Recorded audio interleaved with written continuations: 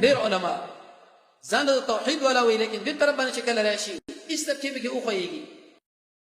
توحید فی الاسماء والصفات توحید فی الاسماء والصفات څه معنی په دې باندې دماغ له خلاص کړي زړه ور باندې خلاص کړي قرآن جمع سنت د محمد رسول الله صلی الله علیه وسلم په دې کې چې څومره نمونه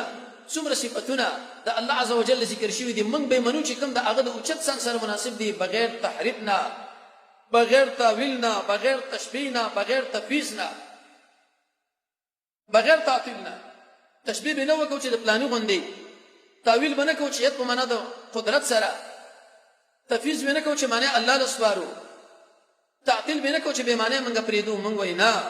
څومره صفاتونه چې قرآن او سنت کې الله عز وجل ذکر کړی دي محمد رسول الله صلی الله علیه وسلم ذکر کړی دي الله عز وجل لپاره منګه منو کما یلیق بشانه لکه څنګه چې دغه د شان سره مناسب په عرش برابر دی کما یلیق بشانه د شپې په اخر حصہ کې د پاس اسمان لرازي کما یلیق بشانه دوړ لسونه د رب العالمین کله سونه دي کما یلیق بشانه سترګې د رب العالمین شته کما یلیق بشانه مخ د رب العالمین شته کما یلیق بشانه زموږ مخلوق غندنا به رب العالمین شته کوم دغه د شان مناسب غضب د رب العالمین شته کوم دغه د شان مناسبه رحمت د رب العالمین شته کوم دغه د شان مناسب پوندې د رب العالمین شته کوم دغه د شان مناسبه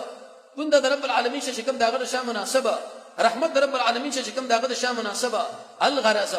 توحید بالاسماء والصفات دې ته ویل کېږي قرآن جمع سنت د محمد رسول الله صلی الله علیه وسلم چې په دې کې زموږ د رب العالمین څومره نمونه دي دغه د شان سره مناسب کما یلیق بشانه انسان به څه عقیده لري زموږ ډېر علما ځان د توحید والا وي لیکن دې طرف باندې چې کله راشي هیڅ ترکیب کې وخويږي وینا رحمت نه مراد دا دی غضب نه مراد دا دی ید نه مراد دا دی پوندې نه مراد دا ده هر ولنه مراد دا ده استوا نه مراد دا دی نزول نه مراد دا دی فهق نه مراد دا دی لاس نه مراد دا دی نفس نه مراد دا دی عین نه مراد دا دی څه کې دا مرادونه باندې چې د خپل ځان په دې کې لګي بلکې قرآن جمع سنت د محمد رسول الله صلی الله علیه وسلم چې کوم شی ذکر نمونه ذکر کړي صفاتونه ذکر کړي د رب العالمین د شان سره چې څنګه مناسب اسمه مستشور باندې ایمان دی دا عقیده بلرو دا بل قرآن او سنت نه ذکر د قرآن او سنت ولا سره بکینو